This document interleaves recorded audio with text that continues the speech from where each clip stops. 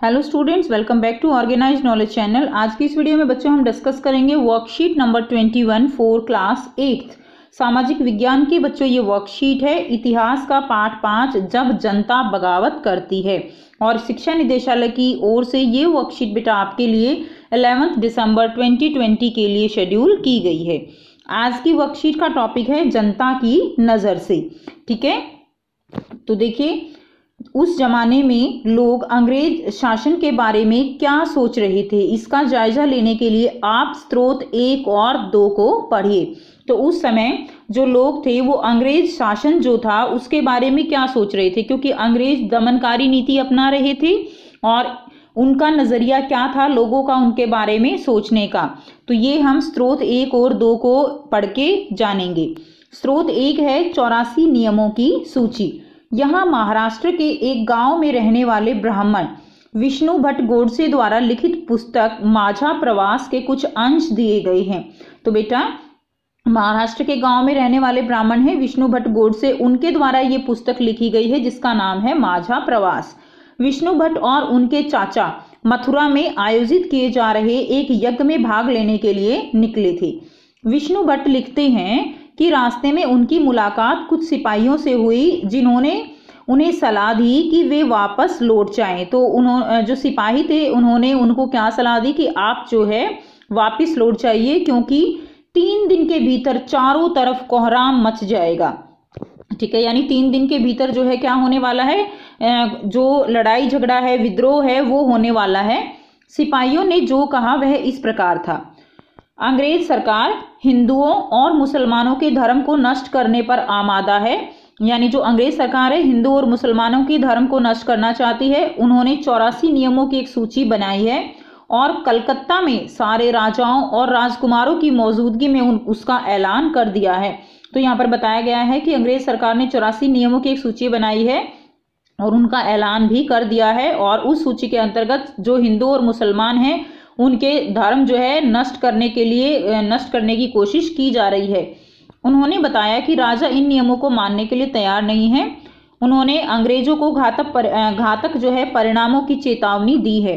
राजाओं ने कहा है कि अगर ये नियम लागू किए गए तो भारी उथल पुथल मच जाएगी। राजा जो है वो भारी गुस्से में अपनी राजधानियों को लौट गए हैं और तमाम बड़े लोग योजनाएं बना रहे हैं। यानी इन सारी बातों से क्या लग रहा है कि जो राजा हैं वो उन 84 नियमों से खुश नहीं है, जनता भी खुश नहीं है और विद्रोह की जो है यहाँ पर भावना झलक रही है। धर्म युद्ध के लिए तारीख तय कर ली गई है और मेरठ छावनी से एक गुप्त योजना तैयार करके विभिन्न छावनियों में भेज दी गई है। ठीक है, नेक्स्ट स्रोत 2 है जल्दी ही हर टुकड़ी में उत्तेजना छा गई। उस दौर में एक और झलक सूबेदार सीताराम पांडे के संस्मरणों से मिलती है। संस्मरण यानी जो अपने जो विचार जो है उस बारे में लिखे हैं। ठीक है, तो वो किसके यहाँ पर संस्मरण है, सूबेदार सीताराम पांडे, जिसमें हमें इतिहास की झलक देखने को मिलती है। तो ये क्या होते हैं, संस्मरण होते हैं जिनमें जो इतिहास के प्रूफ होते हैं, एविडेंसेस होते हैं। जो कौन थे सीताराम पांडे, वो बंगाल नतीवे आर्मी में सिपाही के तौर पर 1812 में भर्ती हुए थे और 1860 में सेवानिवृत्त हुए। उन्होंने बगावत को दबाने में अंग्रेजों की मदद की थी। हालांकि उनका बेटा भी विद्रोहियों के साथ था और अंग्रेजों ने उन्हें सीताराम की आंखों के सामने ही मार डाला था। सेवानिवृत्ति के बाद उनके जो कमान अफसर थे नॉरगेट, उन्होंने उनको संस्मरण लिखने के लिए प्रेरित किया और सीताराम ने 1861 में अवधी भाषा में अपने संस्मरण लिखे, जिनका नॉरगेट ने किसमें, अंग्रेजी में अनुवाद किया और फ्रॉम सिपाही टू सूबेदार यानी सिपाही से सूबेदार तक के नाम से जो है ये प्रकाशित संस्मरण करवाया। सीताराम पांडे के संस्मरणों का एक अंश इस प्रकार था।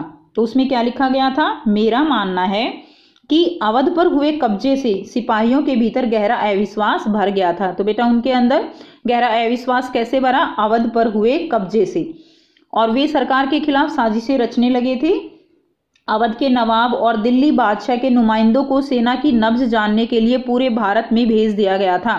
तो जो अवध के नवाब और दिल्ली बादशाह के जो नुमाइंदे थे यानी जो उनके आदमी थे, उन्होंने सेना के जो विचार थे उनको जानने के लिए पूरे भारत में भेज दिया। उन्होंने सिपाहियों की भावनाओं को और हवा दी।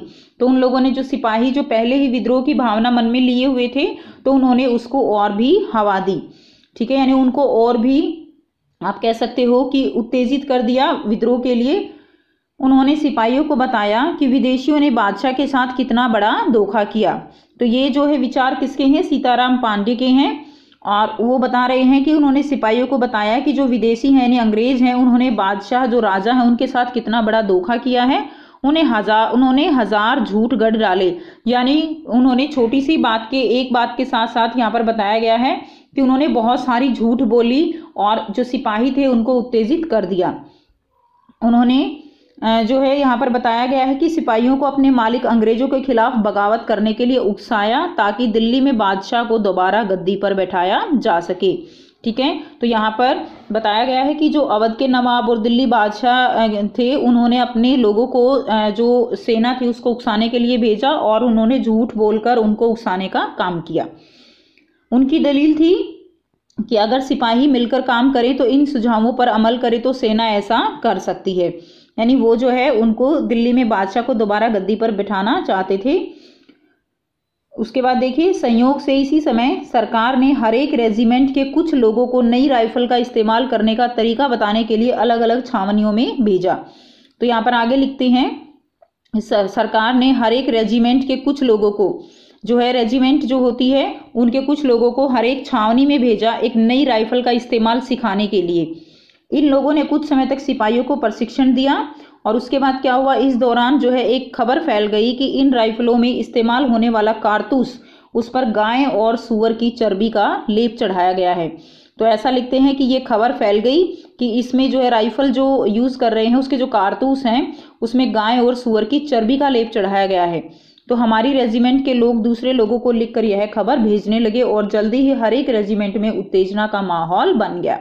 कुछ लोगों ने कहा कि उनकी 40 साल की नौकरी में सरकार ने उनके मजहब को चोट पहुंचाने के लिए कुछ भी नहीं किया था, लेकिन जैसा कि मैंने पहले ही जिक्र किया, अवध के कब्जे के कारण सिपाही जो है वो पहले से ही गुस्से में थे और स्वार्थी लोगों ने फौरन यह कहानी गढ़ दी कि अंग्रेज तो सबको ईसाई बनाना चाहते हैं, इसलिए उन्होंने ऐसे कारतूस तैयार किए हैं ताकि उन्हें इस्तेमाल करने से मुसलमान और हिंदू दोनों ही भ्रष्ट हो जाएं।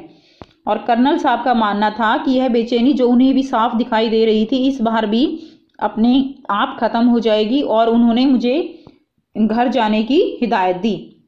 तो बेटा यहाँ पर बताया गया है कि जो सीताराम पांडे द्वारा लिखा गया संस्मरण है उसमें बताया गया है कि किस तरह कारतूस में गाय और सूअर की चर्बी होने की खबर फैलाई गई, किस तरह जो नवाब हैं उन्होंने अपने लोगों को भेजकर लोगों को, जो सिपाही थे उनको विद्रोह के लिए उत्तेजित किया और किस प्रकार ये बात फैलाई गई कि जो ब्रिटिश सरकार है वो मुसलमान और हिंदू दोनों को के जो धर्म हैं उनको भ्रष्ट करने के बारे में सोच रही है।